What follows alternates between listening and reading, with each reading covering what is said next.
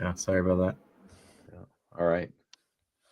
We're live. I'm just going to go ahead and kind of announce the show and get us started.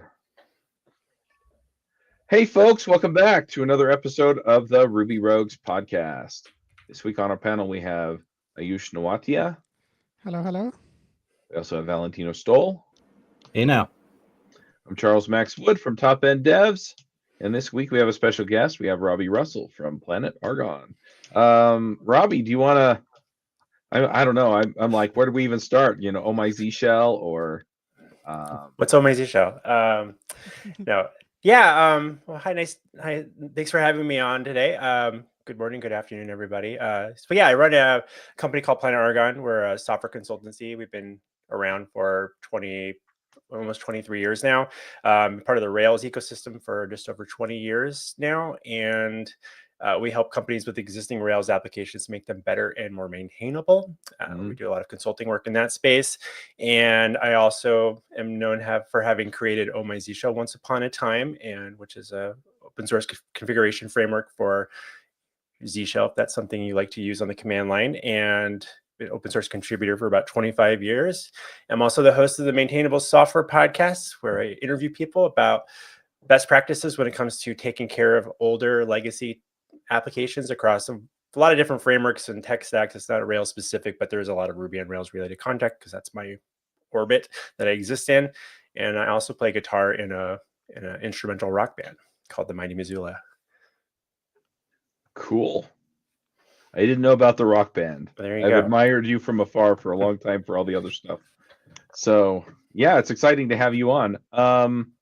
We brought you on to talk about. I got an email from you. I think I'm on a mailing list somewhere, and it basically said that Stimulus.js had replaced. Here we go. Stimulus has dethroned React as the most popular JS library for Rails apps. And so then I went and looked at the survey, and that was kind of interesting. I want to ask you about all of the other things, though. So sure.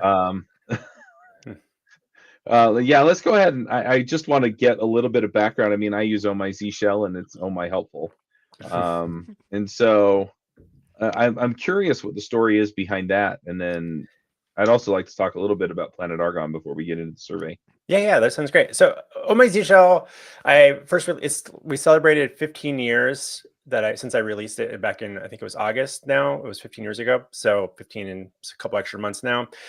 I had been using Z Shell for a couple of years. A lot of peers in the Ruby ecosystem at the time, we would all share little configuration ideas for how to use Z Shell and optimize it. And Git was kind of a new thing at the time. So doing things like having your Git branch in your prompt was kind of a really new, cool idea. And I think it helped us.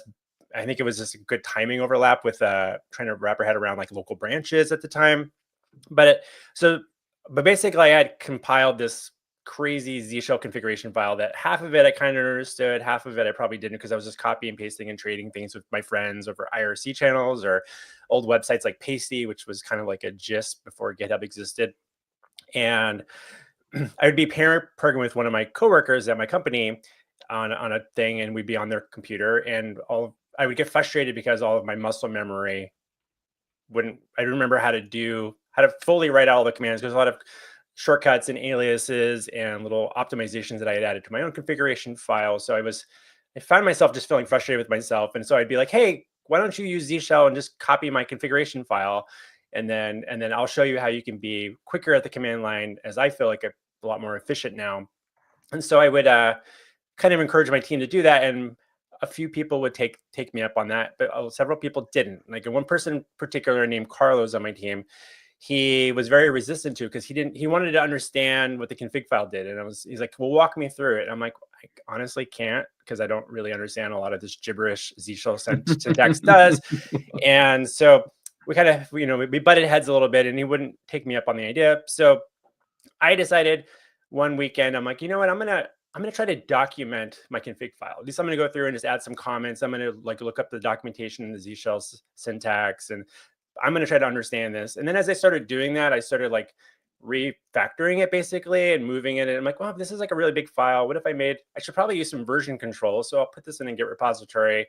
And I started making like separating out this big config file into several smaller, messy config files. And then I slapped a name on it and I called it Oh My Z Shell because it was a play off of another project that I had worked on a couple of months before with a different coworker. We didn't really put a lot of thought into that either. But I created like a README with an install guide, which was basically like a Git clone of this repository that I had created. And then you could use my config file. And so I felt like I just elevated, but that was like maybe a few hours worth of work of cleaning up that file and turning it into this new repository. Threw it up on GitHub, and then I dropped that link. I don't remember if we were using Campfire or some other chat tool back in 2009. Dropped it in our Teams chat. Everybody installed it on Monday. Victory. I won. Everybody now had my config file. So I would go to the computer and I would all the same thing. So that was my goal, was just to have everybody in my office kind of have the same-ish config so that I could show them how to feel like a superhero on the command line. And I wouldn't have to remember how to write out all the syntax for a lot of the obscure commands that we were running. But then, so the thing that a lot of people know about Oh My Z Shell is that it comes with a lot of themes and tons of plugins, and like none of that was remotely on my idea. My wasn't even something I had considered. That next day, one of my coworkers, Gary, said, "How do I change the colors?" And I was like, "Well, why would you want to do that? My color choices are perfect." And I was like, "Well, here you can go in this file." I moved I think I had colors or prompt file configuration files. I'm like, you can change the colors in here, and here's like the syntax for that. So we started doing that. He started making changes, and then other team members wanted to contribute their own little shortcuts and little functions and aliases as well. And so we were kind of working together on this, and Gary couldn't do a git pull and git push cleanly because he had changed the file, a git conflict. Right. And so we're kind of like, well, so we would stash it and then pull the changes and then reapply them. And I'm like, well, this doesn't feel very sustainable. Because then another coworker is like, I want to change the colors too. And so I was like, well, what can we do here? And I was like, oh, I know. I'll just move my prompt file into its own thing and call it Robby Russell. We'll call it a theme. These are themes. Gary has his, I have mine. Carlos can have his. Allison can have hers. And so it created the concept of themes, which became like a configuration option. And so then I mentioned it on my blog, and Ruby on Rails back in the day. And so it was mostly within the Ruby ecosystem. And then about a month later, we started getting contributions, but a lot of themes started popping in by other people as well. So that was kind of like a fun thing, I suppose. Like, hey, we have this real repository, we can inspire each other. And then about a month later, someone reached out and said, hey, this is really cool, but I'm a Python developer. I don't need all this Ruby stuff loaded up when I run this. Like, I want to use the prompt stuff with all the Git stuff, but I don't need all the Rails and Ruby stuff that you have loaded. So I was like, oh, that's interesting.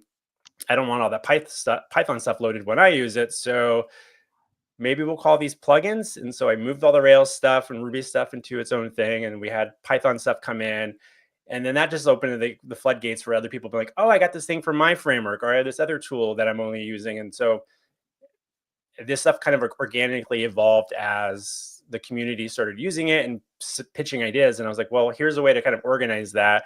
We'll just throw these in different directories with different, kind of enable these things. And that just kind of snowballed into this thing that's kind of evolved over the last 15 plus years, where we've had several, I can't remember the number of, I think we've had, I don't remember how many, we've had more than a couple thousand contributors directly to the core project contribute code.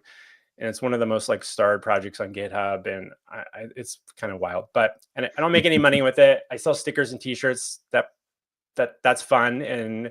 But it's always been this kind of fun little open source thing that I can occasionally spend some time thinking about, but it doesn't occupy a lot of my brain space, despite how wide ranged and popular it has seemingly been. That's awesome. I love it. Yeah, I also want to just talk a little bit about Planet Argo. You guys have been around for a while. Was this before or after Oh My Z Shell? And before, yeah. Yeah. What story with how that got started? So I actually started Planet Argon, back in 2002 as because I had a day job, and I was like, we worked with, I worked at a company doing some software development, and we were, that company was a .NET shop, and I was really interested in open source, and nobody at larger companies was really hiring open source technology people that often. And so I love PHP. I had co-founded a Linux user group here in Portland, Oregon. And so I was already kind of doing a lot of fun open source stuff. And so I was like trying to translate, okay, I do this stuff in .NET. How do I do this in PHP? And then I started like, maybe I can get some freelance work on the side. And so I decided to incorporate that as Planet Argon. Just thought I would make it sound like I'm bigger than just me. And it was like me and then my partner at the time. She was a designer. So we would, so she would work on web design stuff and I did a lot of back-end development. So we collaborated on stuff. So she had her company, I had mine. And so I was like, I'm going to call mine Planet Argon, which was a reference to a fictional book or a fictional place in a Tom Robbins book called Still Life of Woodpecker, which is where redheads came from. So it had nothing to do with anything. It wasn't some clever idea about gases or, the scientific chart there. It was literally just like it's me. I have red hair, Planet Argon, goofy little thing. So I did that for a couple of years doing like side projects. In 2004, I quit my last job to work full-time on Planet Argon just as a freelance consultant. And then in beginning of late 2004, beginning 2005, I got introduced to Ruby and Ruby on Rails and started doing that in 2004. Beginning of 2004, I started blogging as Robby on Rails. And so this was 5.5 years before Omaze Shell existed. I was part of the Rails ecosystem and doing stuff. So I think Omaze Shell just kind of culminated out of that community. So yeah, anyways, it's been around for a while. What we work on a lot now. So back then was a lot of like new startups wanting to use Rails because it was kind of like this new hot thing for projects. So we learned how to basically went from that freelancer space of me working on by myself with my designer partner at the time, and to all of a sudden like some really large projects started coming our way that would take more than me to be able to do it. And so one of the first services that we had was offering hosting services to Ruby on Rails developers because there wasn't a lot of affordable hosting options unless you spun up your own VPS or something. So I had been offering PostgreSQL hosting for developers and like PHP 5 development or environments for hosting because I had a lot of experience like running servers and stuff like that. So that was part of our services early on was hosting, even going back to 2000. I think we started doing that in 2003. Aside for a lot of the projects, because I would then host those projects. So we were one of the first companies in the Ruby on Rails ecosystem to start offering hosting at kind of like an affordable price point. And we give people like shared hosting environments and made that kind of work. And then, so that allowed us to broaden our exposure in the community early on. And then, but a big part of what we were trying to do was just focus on developing startup projects and stuff like that. And then a couple of years into that, we started getting approached by companies that said, hey, we had a couple of freelancers build this app for us this last year. They're no longer available. They got full-time jobs somewhere else. Can you take over these projects? And one of the great things about Ruby on Rails was that there's a lot of consistency between projects. So we found ourselves being able to like jump in quickly to existing projects. And that became our niche over the years, that now we quite essentially take over projects that are for companies that don't necessarily need to have 2 or more full-time software engineers on their team in-house. And so the other option is maybe having like a freelancer or 2, but then maybe they do that, but the freelancers kind of come and go. And they're like, we have to kind of restart this process a lot. So we end up owning a lot of projects where we're the primary development team for like 5-10 years with some of our clients, some of them over 10 years now. We're their dev shop, but we're maybe doing like 80 hours a month on those projects. It's kind of like but we're maintaining those things for the long term because they're not trying to become a company. It's like an application that helps fulfill part of their business, but it isn't the business. So it's like, there's a lot of those types of applications that exist. So we're kind of well tuned to come in and own those types of projects. But then we also do a lot of consulting and coming in with companies that have their own engineering teams and helping them unblock themselves when it comes to like, there's been a lot of turnover in those environments, and maybe some of the original developers have left, and some of the new developers aren't sure how to like make choices about, hey, we're still running on Rails 4. We would love to get to 7, 8, but how do we get to 5? And how do we kind of navigate this? And what frameworks and front end things should we be exploring now? And so we try to come in and like help coach teams on how to navigate some of that stuff and cleaning up technical debt and deal with overdue upgrades, performance improvements, stuff like that. So that's another part of our business as well. Nice. Okay, one more. Yeah. Maintainable podcast. Yeah, so Maintainable Podcast, just recently recorded my 200th episode of that. It's an interview style format. Congratulations. And one of the things I set out to do was I felt like there's always been a lot of good quality conversations around what's going on and new in the software industry. New people always like talk about new stuff. Mhm. And I was like, but a lot of software developers experience is showing up to a job where things are already there, things are already in motion. And I think as a industry, we've done ourselves a disservice by branding ourselves as being these like creators, makers.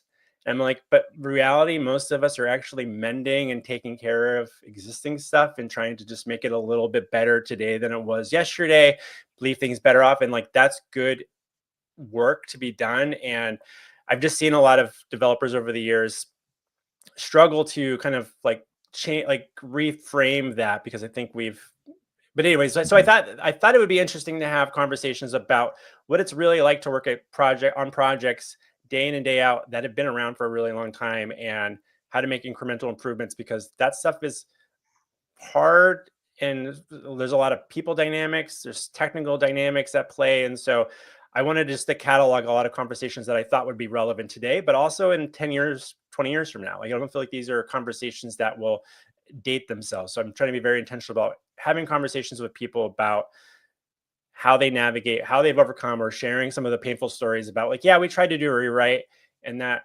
blew up in our face. Because I'm a big advocate for not rewriting unless it's the very, very last possible step you can possibly do. So I'm always like, there's got to be a better way to think about how you approach these software projects, rather than just dreaming that one day we'll finally get to rewrite this thing and then it's all going to be better. We'll never have all these problems that we have today, which is complete bullshit. So Right.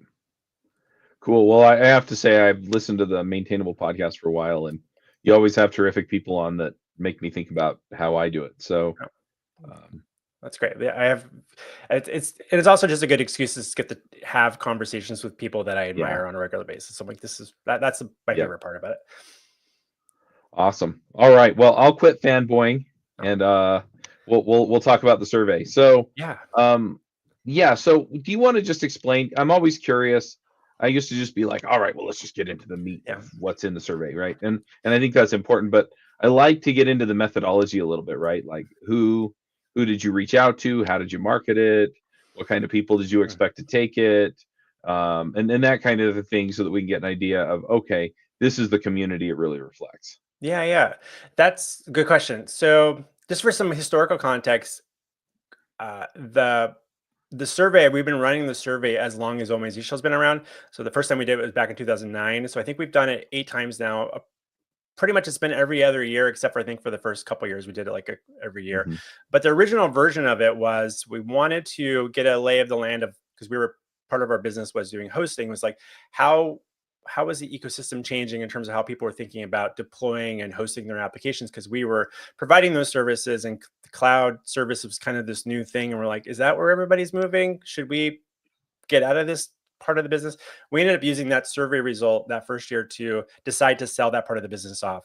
And so we're like, okay, we're not going to be able to keep up. Let's just let them. I'm done going to the co-location and stuff like that. So we used the survey to make a business decision, but we decided we would publish all the results for everybody, make it, because we were like, there's a lot of other interesting details in there around like what third-party services people are using, and like we're using for error monitoring or performance tracking, things just to get a sense of like how other people are doing. Because people can go online and ask those questions, in IRC chat conversations back in the day, or some forums or Stack Overflow or whatever. And I was like, we kind of wanted to just like, let's get a broader range of people. So we've been doing this every other year since then. So this last year when we did it, our typical approach has been, one, reach out to people taken in the past. And so a lot of those people came to us from social media, following us on different blogs and stuff like that. Reaching out to the mailing, like the Rails Talk mailing lists and other groups that were around at the time. But so for this last year, we did put a lot of energy into working with the Rails Foundation, in particular Amanda there. And so she had approached me the year before when she first got hired at the Rails Foundation to talk about the survey.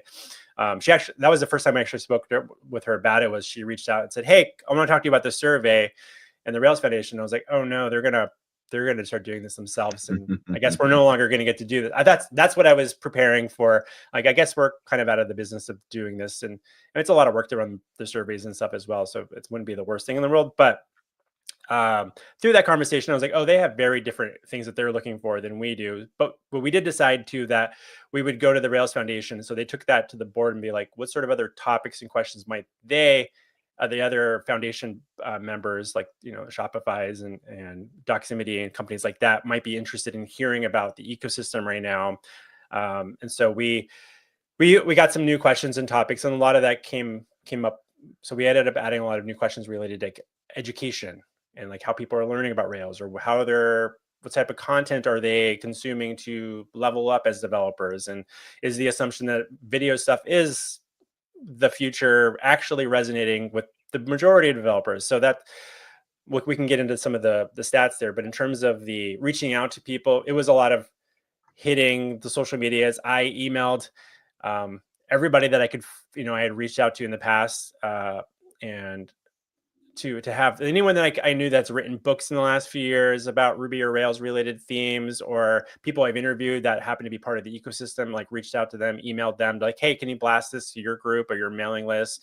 Anyone that runs a mailing list. So we have like a big checklist of places that we reach out to, but we do want to make that as broad as possible. So it's not just like maybe one company that's like Shopify drops it in their internal chat tool, and then it's just like half the, you know, the people are just Shopify employees filling it out, and all the data looks the same. So I'm always worried that that's going to be a thing, because it wouldn't take a lot for like something to drastically skew the data when we've got, I think we had a little over 2,700 participants, which is the most we've ever had. Not a lot of people want to fill out a 60 question survey, you know, that often. So it takes a little bit to go through that process, but that's where we're able to end up. So that answer your question enough, I suppose? Yeah, I think so. I kind of want to pull Valentino and Ayush in. Yeah. Did you guys get a chance to look at the survey? And I'm curious, was there anything that stood out to you? Because I don't know which section to really start with. Well, I have some ideas, but I want to hear from you guys. Yeah, I think I looked at it when the results first came out, because I'm fairly sure I actually did fill it out. And I can't remember whether I did, but I'm like 99% sure that I did fill it out. Couple of things that caught my eye. One was obviously the fact that Stimulus has dethroned React, which made me quite happy because I loathe React. And yeah, I've Tell us how you really felt. And yeah, the other thing I found quite interesting, purely from a selfish point of view, was how people learn Ruby on Rails, because obviously I've written a book as well. So I found it quite interesting to just see how people are learning, and yeah, it's interesting to see that more people kind of watch videos and tutorials rather than read a book or something like that, because yeah, I guess horses for courses and stuff, but and I prefer text-based rather than video. But it's always interesting to know like what other people are preferring, especially if you're trying to sell an educational product. So those are a couple of things that kind of I found particularly interesting out of the results. Quick thought on that one. When it comes to like I think that's an interesting thought there around like, you read books. I skim books. I'm not like I think I'm actually slightly dyslexic, and so I'm not. It's always been really difficult for me to get through a lot of text-based things necessarily. But one of the other questions we did ask though was like, what types of educational content helps you learn most effectively? And video stuff was not. It's like the fourth. I think it was like tied with books. So most people said that they find blog posts and like the Rails guides to be the most effective way to learn, but they're consuming a lot of videos. So it's like, are they learning from the videos, or are they just spending more time watching videos? And because it's an easier way to consume that information, maybe, I don't know, but video is an interesting one, but again, this is what the people are kind of reported. So they're all really closely kind of aligned in the stats as well. So like there was no, I think, huge surprises to me there, but otherwise people saying that like working on, the documentation, things like that. So, which is, I think, a good thing that came out of this was like the Rails Foundation, like Amanda, them, they had, I know that they were working on a number of projects related to video content and the new guides, like redesigning the way that all looks and revisiting a lot of the content there.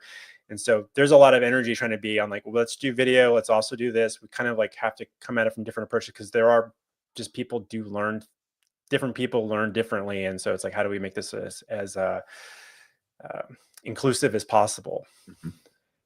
Yeah, I'm looking at that question now about learning most effectively, and yeah, that's interesting. I wouldn't have expected that mismatch there. But I guess like for me, personally with videos, I tend to zone out sometimes, and then I'll come back a minute later and like, okay, crap, I've forgotten. I need to rewind and watch this again, and then you can't Command F a video, so those are my two biggest gripes. That's true. Yeah, so you can't. I mean, in the same way, like I was reading a book last night and before I went to sleep, and I was like, got 2 pages in. I'm like, what did I just read? I have no idea. I've seen the words. I don't know what I just read. So let me start that again. But it's interesting. Live streamers 2% of people find that the most effective way to learn, or podcasts. And so, are podcasts educational, or are they media consumption, or it's this kind of like auxiliary information, but maybe is this an educational platform? I don't know.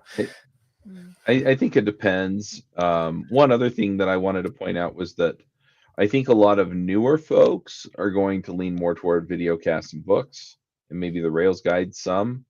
I think as you get more advanced, you start looking more at the blog posts and documentation, and maybe podcasts to just give you kind of, here's what's the latest thing that's out there. That was kind of what I got out of it. And so I think you had a lot of experienced folks that they don't need as much of the walkthrough on some of the stuff that's out there. Yeah, maybe. So they're reaching for the documentation and stuff instead. I feel like this is one of the hardest categories to extract something meaningful from the survey, right? Because like I feel like learning, like you do kind of like pick a variety of different things to like build up your learning material, and maybe different ways that you don't think about, and how much they impact you too, right? Like I remember like really diving hard into Rails guides when I was first like looking at stuff and like doing the Rails casts, but there was a bunch of other stuff that I was also listening to Ruby Rogues at the time, and like a bunch of other podcasts to just like try and stay up to date, right? And how much does that influence your learning ability, right? And like just being able to adapt to the material that you're learning. It's like almost like that, reflective learning that like helps like harden and make things stick a little better. And so it's like I always look at the survey and like wonder, like, are we capturing everything? No. Right? No, you're right, and I think it's always like, how do you try to contextualize this in a way that's, these are not like conclusive. Like we didn't ask people like prove it. Prove that this is how you learn most effectively. It's like in the moment type of like responses that we're getting. So how do we read the tea leaves a little bit, I suppose, but it's not. It's almost like what they remember most that they think worked best. And recent and which is important. Bias. Yeah, right.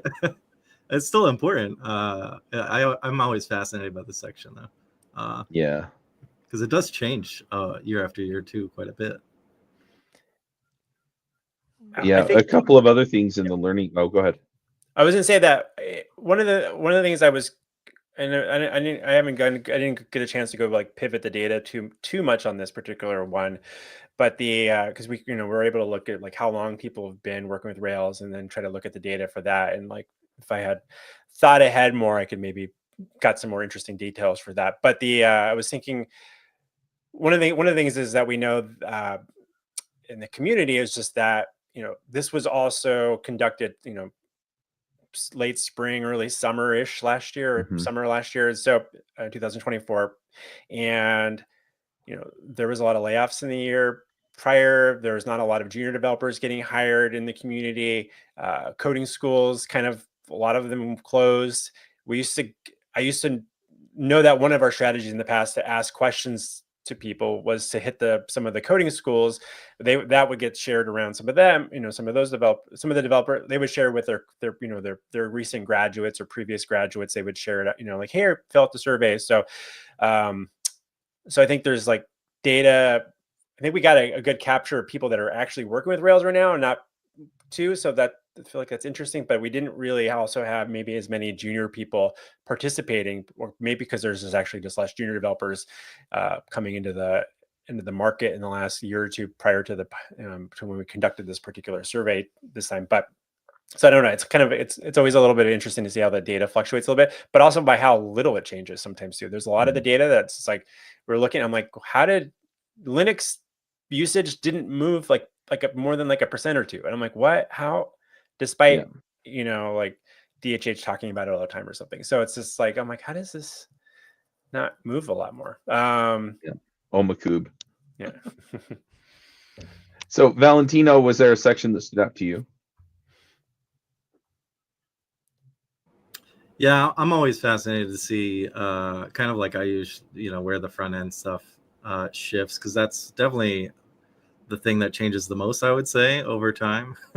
Mm-hmm. So it is interesting to see stimulus rank so high personally. And maybe that's just because I've been stuck in a very fixed front end for so long. Maybe I just don't see the underpinnings there. But it is interesting to see the stimulus adoption over time. Just get such great support. Yeah, it's awesome. If anyone's looking to figure out how to do stimulus with Rails, I can't recommend Ayush's book highly enough. Yeah, I mean, on that note though, I did notice that like you still got React, jQuery, Vue, and Next.js and AngularJS is kind of the next 5, and then you get to an Alpine JS, which is a minimalist framework, kind of like Stimulus. So, of course, then I kind of laughed because I saw Backbone and Handlebars on here too. But these things don't go away. No, they don't. Well, a lot of, I mean, and something I gave a talk at Rails World about dealing with like technical debt and Rails applications, a lot of things, and like a lot of projects have multiple JavaScript libraries in them because there's a tendency to, hey, we want to work on this new set of features. This might feel like a perfect opportunity to experiment with that new framework we've been itching to play with. So let's use it over here. And so they'll add it and they'll start working on the new functionality, new features, because it's easy to sneak it into that with the product owner, like, okay, we're going to do this over here because it's a lot harder to sell them on retrofitting some existing stuff. And so they do that, and then kind of like the first project or two that they do is kind of like they're trying to learn on the job type of thing. And they're like, well, we learned some stuff, and like the next time we'll come back and refactor it. Maybe they do or don't. And then a year or two later, they're still working on this stuff, and then they introduce another one, and then there's another one. Then they're like, well, we'll keep the admin area like this and this area, and then we got this other new section. We'll use this thing. And so then you got like 3 or 4 different frameworks in your Rails application ecosystem, and you're like, well, which one's the better one? And it's like, is it the newer one, or is the one that people complain about the least? And so one of the things that I've been advocating for teams to consider is, I dare you to, if you really want to use that new thing, do it on your existing stable features first, because you should already have really good, healthy test coverage there. And if it doesn't work and you're not figuring it out, you can just revert it and things are still working, but try to force yourself to implement it on existing stuff. If that's too hard, I guarantee it's not going to get easier 2 years from now to do that, make that change. You're just going to stick with it, and you're going to have this problem where you're not able to upgrade different things, or you got all this JavaScript chaos going on your front end framework. So easier said than done, but that's the thing that I'm trying to pitch teams to try to consider doing, is like, take a hard look at do the hard thing. If you're not willing to do it, stick with the framework that you're already using, because you're going to be stuck with it anyway. So with your like maintainable software hat on, I'm always quite reluctant to try and rewrite features that already exist using something newer. So Well, I completely agree with your approach of trying to introduce something new to the feature that already exists. But what's the judgment call there? How do you decide that this is a new thing that we want to try and we're going to rewrite something that already works against, well, that feature already works. I don't see why we should spend time rewriting it using something new. I think the typical developer answer, it depends. I think the challenge there is, especially with some projects where you know that your team's already starting to divest themselves. And so like it's interesting. I'm a big advocate for not rewriting. And so like, well, I guess I'm advocating for like micro rewrites, in certain areas. And so it's just, why do we treat like a front end framework differently than we would with like, say, a Ruby gem that's no longer going to be supported? We need to migrate that. And so if the lift is so high, then I feel like we're already admitting that the front end is just going to be too much of a mess, that like when we make a decision, we're making a really long-term decision with this. And how can we approach that a little bit more? Like, are there ways for us to refactor parts of it, like, or rebuild parts of it and figure out how to glue things together? Like I've worked with a number of teams that in the consulting capacity where they've done like these migrations where they're moving from Angular to React or something, because Angular 1 to Angular 2 wasn't necessarily like a good upgrade path for a lot of people. And so that could happen with any of the frameworks that we talk about. There's always a chance of that happening. But for these existing stable features, it's just more of like, if your team is trying to experiment and learn, just learn on something you already know how it's supposed to work from like a user perspective. And like, can you experiment with that and test out if this idea is going to work well before you start building on some new ideas and learning on the job with that new framework? Because a lot of these new frameworks don't necessarily have a lot of good documentation initially, or they have some documentation, but there's not a lot of real world experience yet. So you're learning, you're sharing as you go. But the story of the front end has been, we're all learning on the job, and it's been difficult to go back and clean things up. So I'm just trying to like maybe advocate for like, maybe there's can we experiment with some different approaches, because that has been the go-to approach. Don't break the existing stuff because it works great. But that's the thing. If it's going to break, how do you make it less breakable? And so this is the hard part of our job, I suppose, to try to figure this stuff out. And so Yeah, it reminds me a little bit of a scientific experiment, right? So you have these studies that are done, right? So they have the control, and then they've got kind of their experimental set. And typically, the best practice is you only change the thing that you want to see what difference it makes, right? And so if you're doing a new problem and inventing a new solution and using a new tool for it, as opposed to doing a well understood problem that's already been solved with the tool you already have, yeah, then you have a real good comparison to see where the trade-off is. you might find that, if you're just rebuild like a small part of your application or front end with a different JavaScript, you might be like, all those assumptions we made that this was going to be way better, actually, like, it's got some weird things that we didn't quite realize. And is that trade-off going to be okay for us in the future? Or because I think the question is going to be, you're using that new thing on the new functionality, are you ever going to go back and rewrite that stuff? Or are you saying that those existing stable things are just never going to change? So that's why you laugh about like Backbone. Like, there's plenty of projects out there that are running just fine with Backbone. We work on projects like that. And I can tell you, we tried to do a project for one of our large clients that was the client was like, yeah, we want to move to React from Backbone. And we were working through this big rewrite on the front end. And eventually we agreed, like, this doesn't feel like it's adding a lot of value to your business necessarily, but this is fine. But yeah, we're probably, they decided they're going to end of life that particular project anyways in a year or two. So we hit the brakes on that particular project. But those are,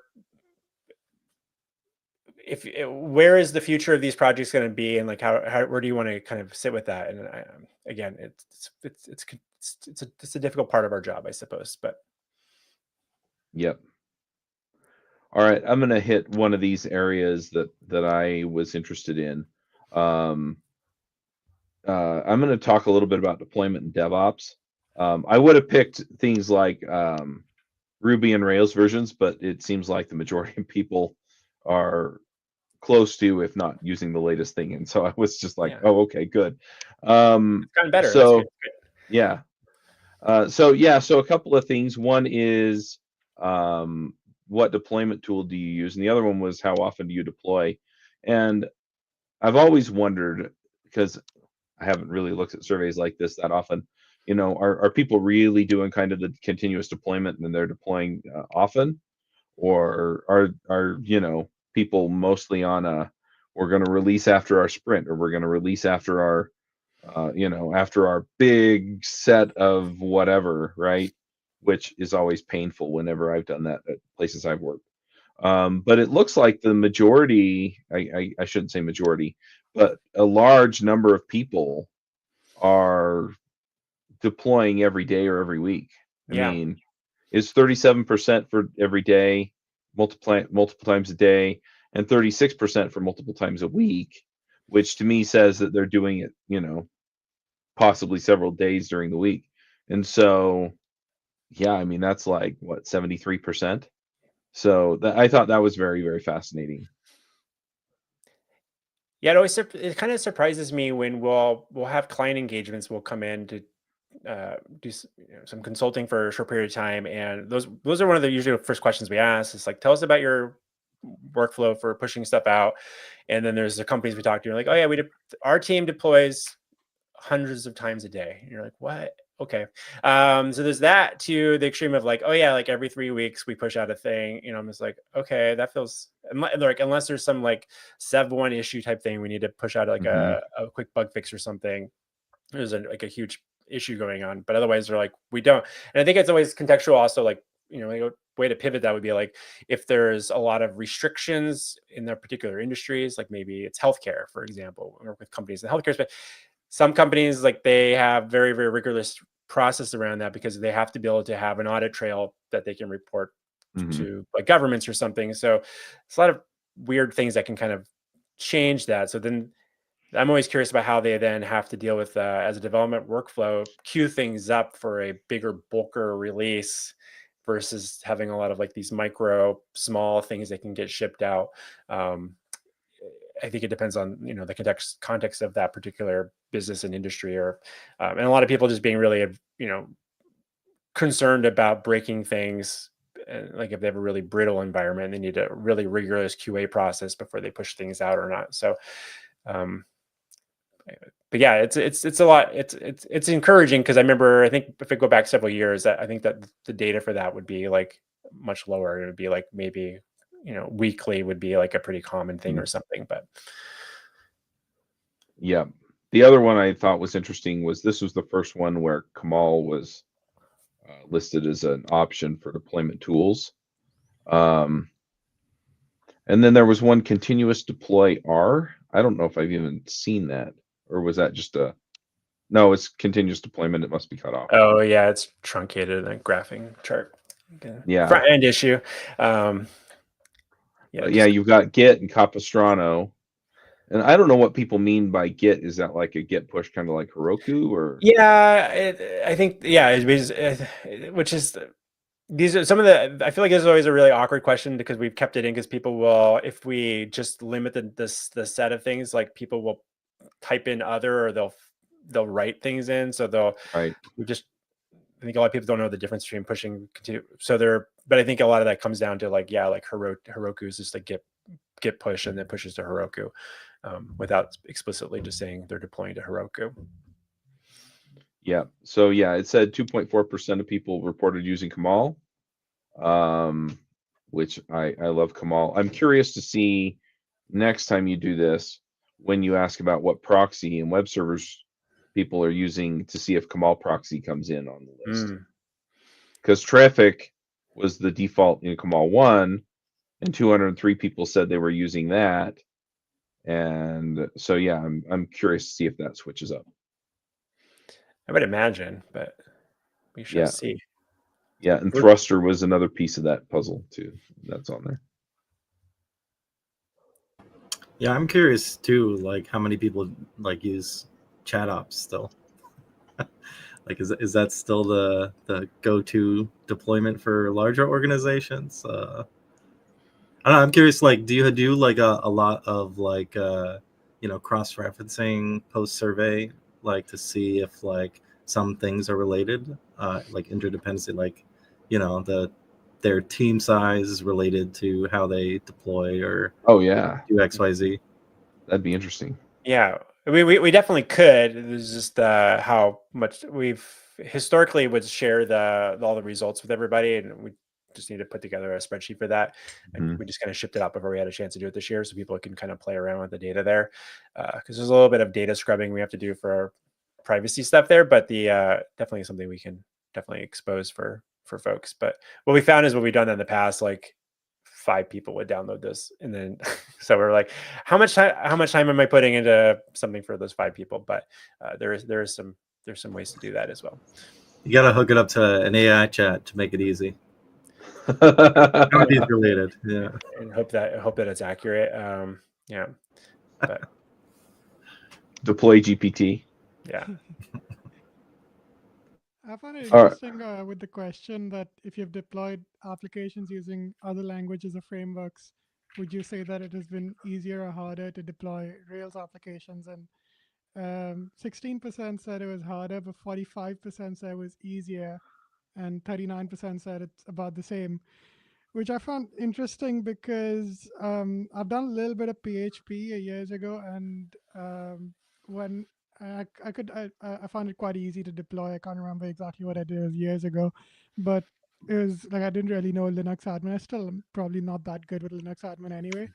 And when I came to try and deploy a Rails app for the first time, which is I think about 5 years ago, I started losing the will to live. I caved. I caved and had to use Cloud 66. And even now, like I would say that like I just use render.com for hosting. But if I had to do like a bare bones VPS, any Ruby, not just Rails, I should deploy any Ruby web app, it wouldn't be as easy as I'd like. So I just found that response interesting because I don't know. Maybe, do you think people responded easier because of things like render.com and Heroku? I think, yeah, I mean, I think that's probably very much the case for a lot of people. And we definitely could look at pivoting the data there to see if we can get some more detail on where people are hosting those applications. But it's interesting, that experience you had coming from PHP to Rails. Like I shared that experience early on but that was also why part of what we did as for my company was offer hosting services to make that easier, because it was so much easier to host a PHP application because you literally just uploaded some PHP files, and maybe you needed to restart the server, maybe, usually not. Back then wasn't such a big deal. But Rails, you're like, well, you got to run like a little Rails server, and then so that that's running behind like your web server and yada, yada, yada. And then, but things like Capistrano did smooth that out at one point. And Heroku made it a lot more accessible to easily, quickly deploy. So you didn't have to learn how to manage your own Linux server out there on some, Rackspace or wherever you're hosting your VPS and stuff like that. So I hear you on that. Is it harder or easier? I think to me, it feels like a lot of, I think it says that like a lot of people are like, it's like 39% said it's about the same. So a little less than half. And so, but harder, I think it depends on like how complicated a hosting environment are. Because the other things I think of related to deploying is also like being able to debug things. And I feel like one of the things that I really appreciate about Ruby on Rails early on was how easy it was to debug things in production versus with working in, like, say, PHP, because we had things like you could SSH into the server and then run Rails console and do stuff. Yeah. And you're like, oh, this is amazing. And like, didn't feel like we had that kind of functionality at the time. There's tools like that now, but that stuff was just kind of like at least for my professional development growth, that was like a huge like aha moment. Like, look what we can do. And like, but you also had to run, all these different separate processes, and you're spinning up delayed job things or whatever, memcache and all this stuff. And you'd have to run all these little services in parallel on a server. So there's a lot more things related to your Rails apps that you have to run as well. It wasn't just like PHP, like you run the thing and then you had a database or something you connected to, and then that was the bulk of what you needed to worry about.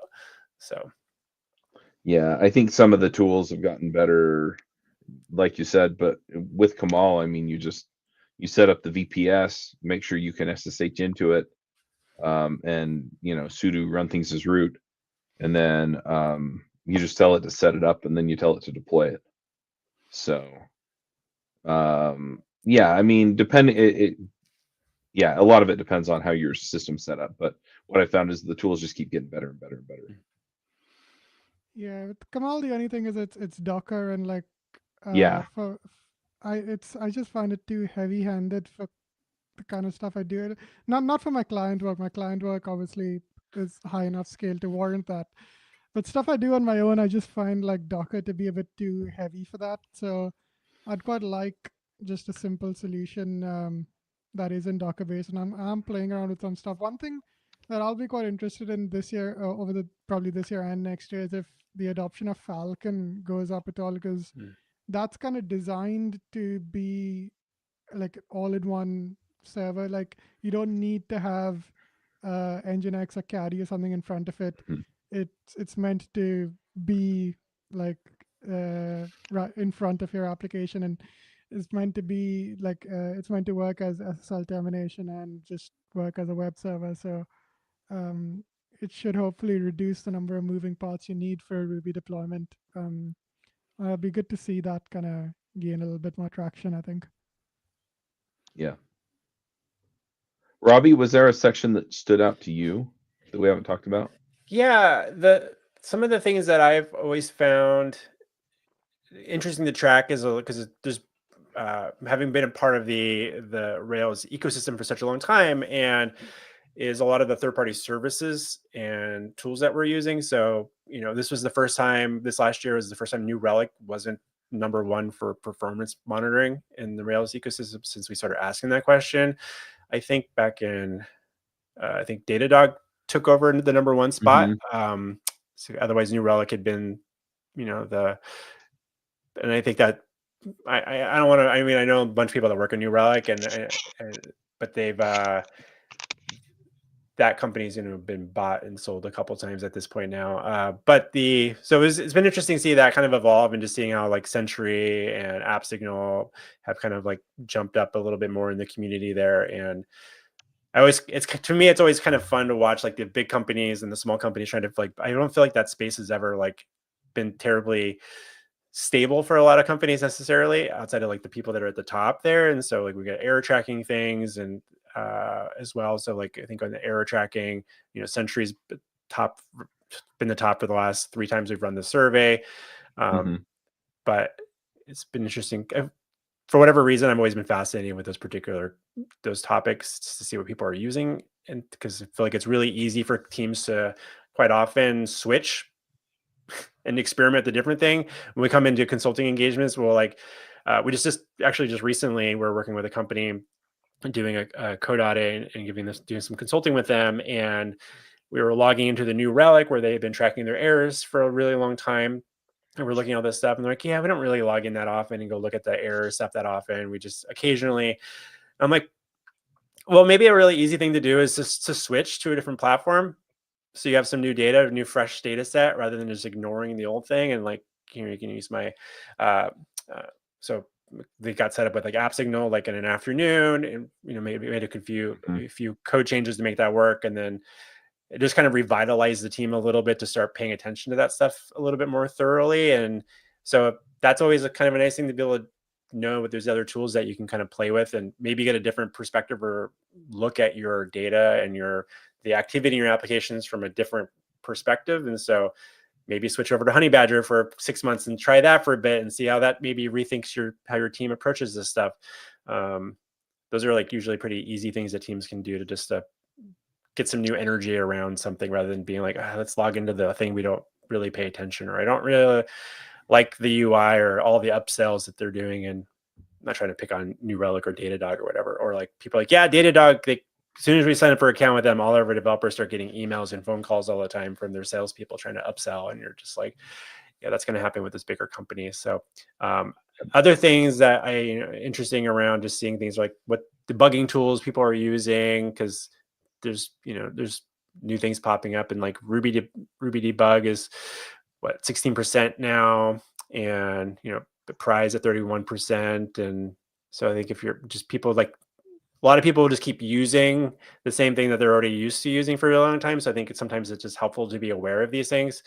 Counterpoint, you mentioned like the Ruby versions, or we would ask, which version of Ruby you're using. When it, not just like the number version, but if I'm using like Matt's Ruby versus JRuby, things like that. And let me see if I'm trying to remember what the question is, but I got I'm not trying to point out necessarily, but we ended up because the data from the survey the previous years that JRuby was so low in number of counts that I'm like, I don't feel like it's important to keep as even an option for people to check anymore, because there's another box and let's just let people type it in.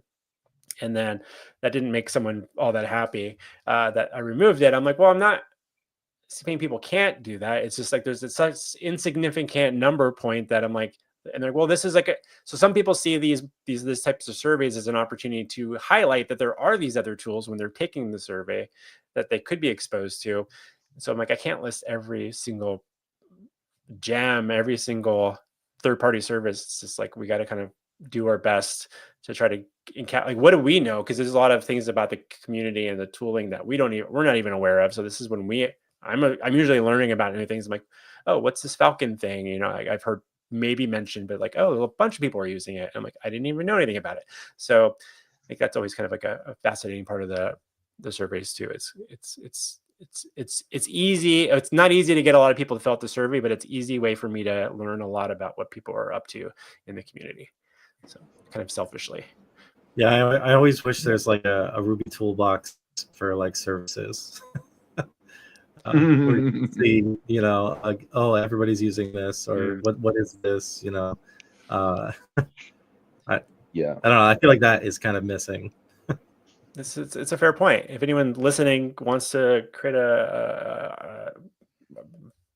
some sort of project to do that, I think that would be good. But maintaining that, keeping it updated is another thing. So, yeah, one thing that I picked up from the survey that I didn't know existed was in the version updates. It said, "Is your team using a dual boot strategy for upgrades?" And I was like, "Wait, you could do that?" So I had to go Google it. Did you learn much about that? That's there's a couple of really good tools for that have been used. I found a gem that does it, and I didn't get much further than that. But I'm surprised. The boot gem that was from Shopify is the one that I found. I'm surprised that after all the conference talks about it, that it hasn't gotten more adoption. It's not that hard. Yeah, I'm working a project now that we have some performance issues, that there are tools in Rails 7.2 that are not in Rails 7.0 that we want to use, like common table expressions, and the way we want to do some of the things with those. So yeah, I was like, well, maybe we can use this over there and see how far we get. Right. So I think if there's anything. Sorry, go on. No, I was gonna say, like, we published this back in right before Rails World. So I'm trying to remember what are the things that were kind of like capturing my mind at the time. But the other part was just like just reinforcing the monoliths, I suppose, and like that the number of people that are focusing and building a lot of microservices has been trending down for the past, I think, like last 3 surveys, so let's say 6 years or so.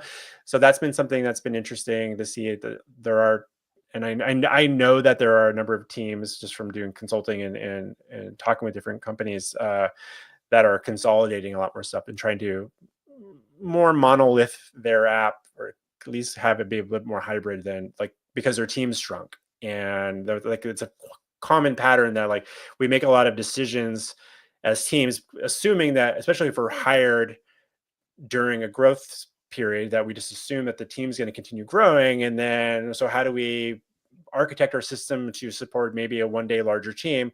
And we don't often make a lot of technical decisions with the assumption that we're going to be a smaller team in the future. Mm-hmm. And maybe that's actually an ideal state for that team, is to be smaller. So how do you weigh those two things up? Like, we may not need the team we have today in 2 years to support this thing. And that's maybe ideal. Whether the leadership is talking about that out loud or not, that's maybe another issue, but that is like a thing. And so like, I know a lot of like really, really small teams. I'm talking like 2 or 3 people that are working on software projects that have got like 25 microservices. And you're just like, I'm like, this doesn't seem fun. How many Rails upgrades are you doing? And like, okay. Yeah. And they're like, well, we did this when we were 10 people. I'm like, all right. And most of those people aren't even here anymore. So you're just like, okay, well, this is a fun thing to kind of reconfigure and rethink about how you reframe this stuff. Cause like, we got to make a change, and we got to make a change in 3 different repositories, figure out the deployment process, scheduling. Cause I'm like, these are not, this doesn't feel super efficient. And it's very similar to the front end framework type of issue as well, but microservices and the monolith thing, I think is so. Monoliths are on the rise in terms of people trying to keep it in like your one repo as much as possible, unless you really, really need to start splitting some stuff out.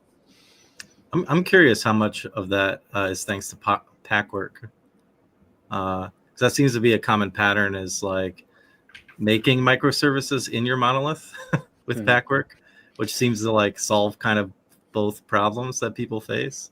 And the people that want to push for microservices feel at ease because it kind of feels like a microservice in a way. I don't know what your thoughts are on that.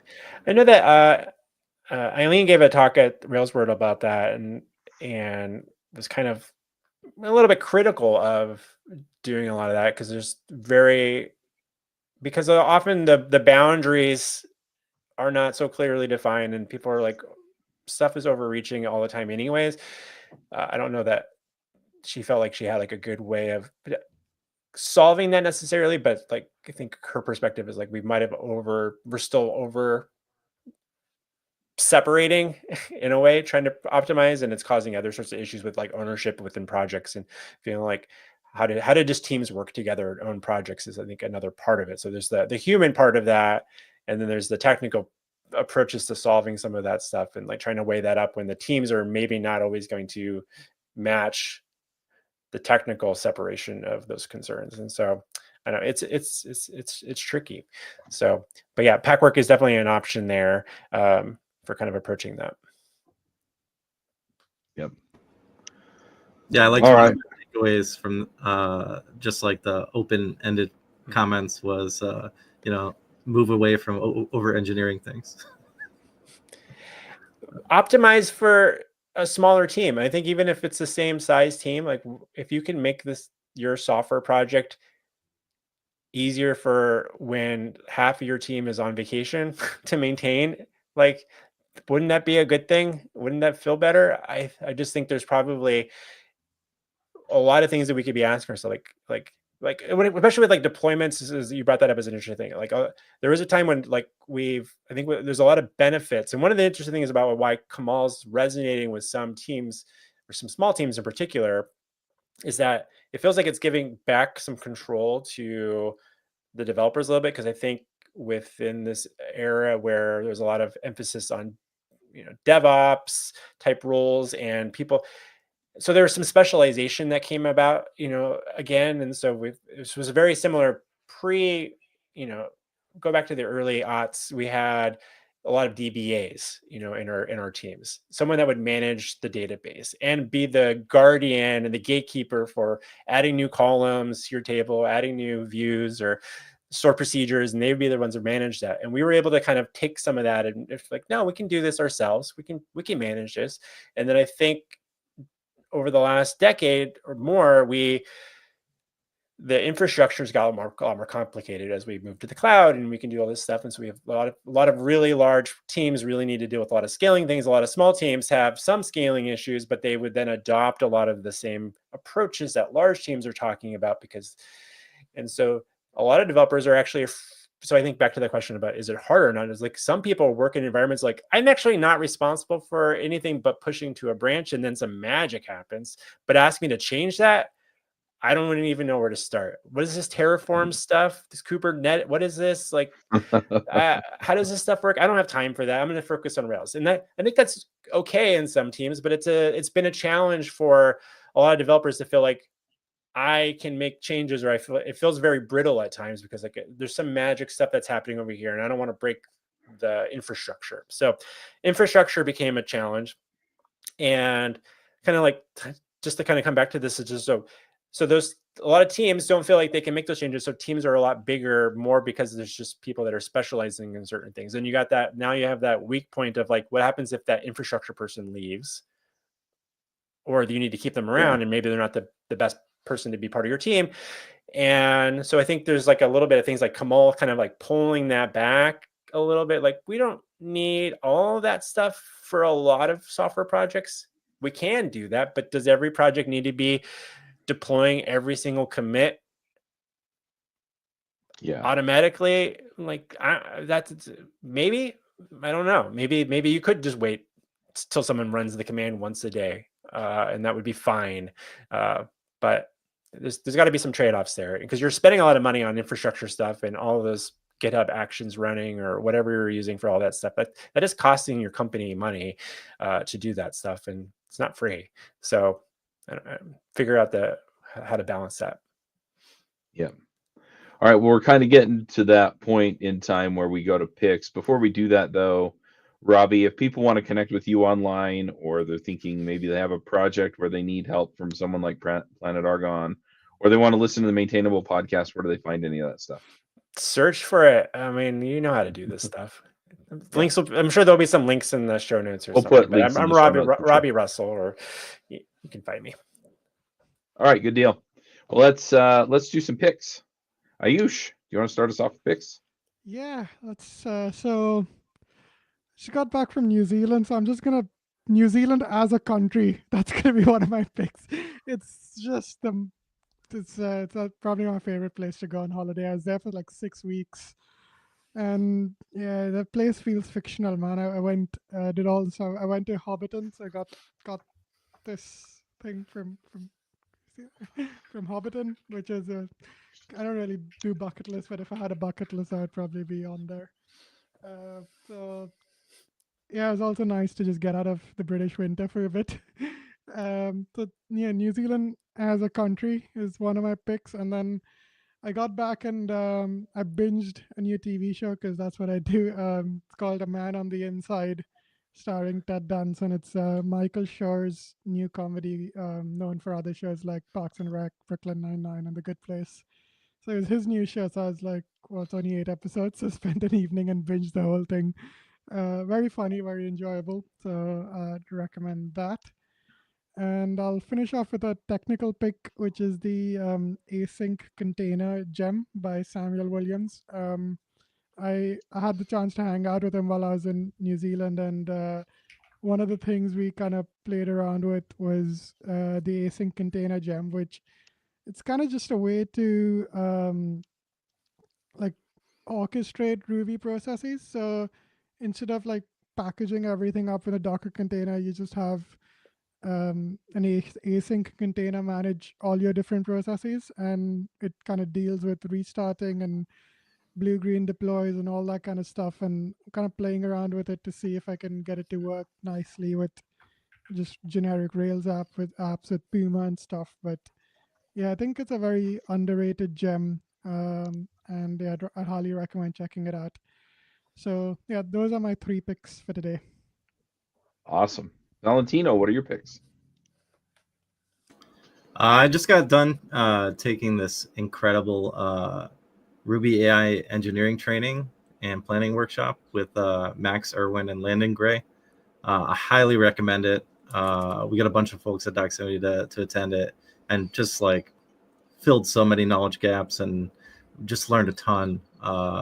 And I'm looking forward to applying just like a massive amount of information there. So definitely check that out. I hope they continue doing it, because it was just incredibly well put together. And I've never used Jupyter notebooks with Ruby before, so that was very interesting and kind of fun. So that on its own kind of worth it.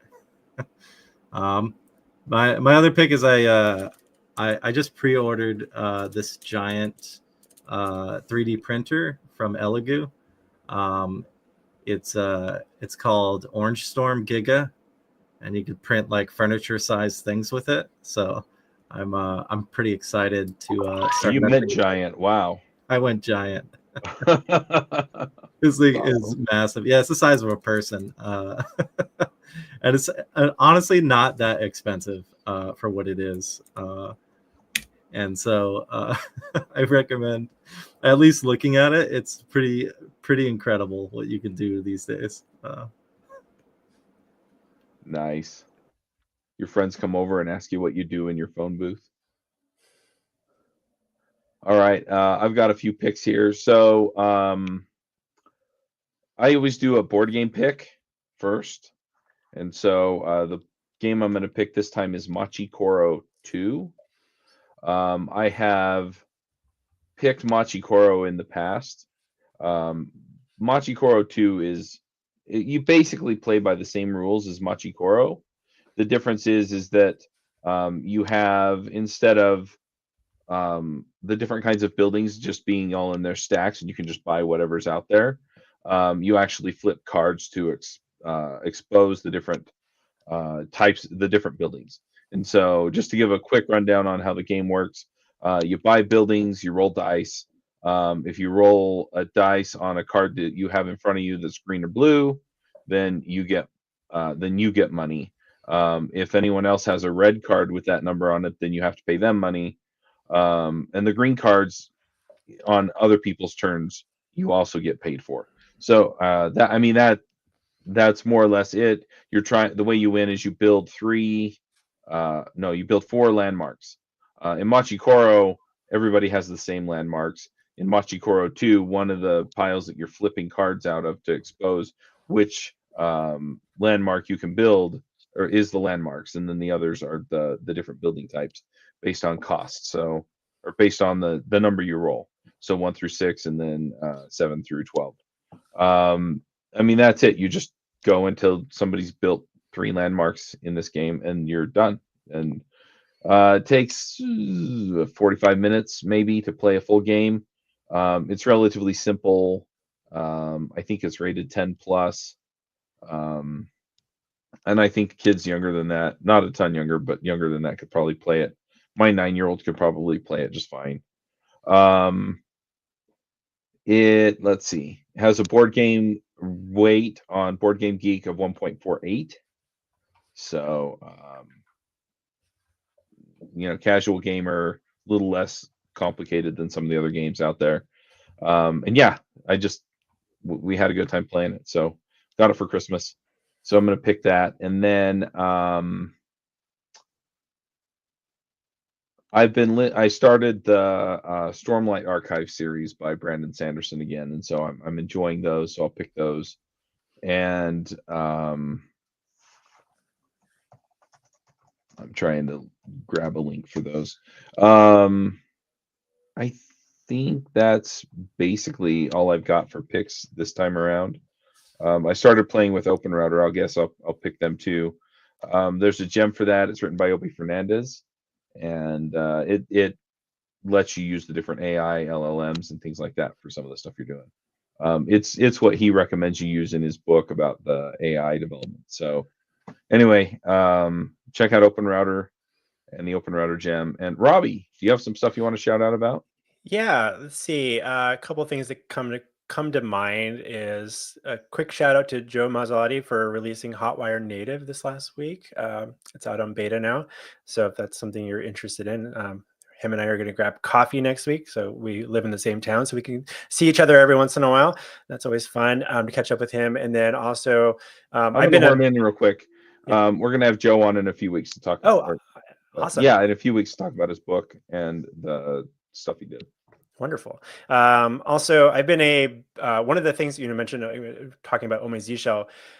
Wild thing about being part of that CLI environment is that I get approached by a lot of people that are building new terminal emulators all the time like, so we usually get to get early access to tools and get to be early testers for things. So I've been using a thing called Ghosty for, I don't know, maybe 9 months off and on. And so that got released a couple weeks ago, and that's was released by Mitchell Hashimoto. And it's pretty slick. And I think there's going to be a lot of fun innovation on in our terminal emulators in the next few years. So that'll be kind of exciting. Non-tech related stuff. I'm trying to think if it's like coming out of the holiday season, but I recently watched the Penguin series on HBO Max. I am not a comic book person. I don't go out of my way. I've watched like the Batman movies every once in a while and stuff like that, but I wasn't sure if I'd like this type of thing. I loved it. It was such a good, I really, really enjoyed that series. And yeah, I would just say that, that was good. And then also one of my favorite bands, Mogwai, they're from Scotland, has a couple of new singles out and a new album coming out. And they're a huge influence on my band and my own music influence. So check out, they had another new song called, I think it was called Fanzine Made of Flesh or something is the name of the new song that came out this last week. That's pretty good. So pretty excited to get to see them again when they come on tour soon. So those are my picks. All right, good deal. Well, thanks for coming. This was fascinating conversation, and it's always good to catch up. Yeah, likewise. Nice to meet you, Valentino and Ayush, and thanks for having me, and talk to you all again some other point in the future, I hope. Yeah, All right, hang on for a second. Cheers. Thanks for coming on. We're gonna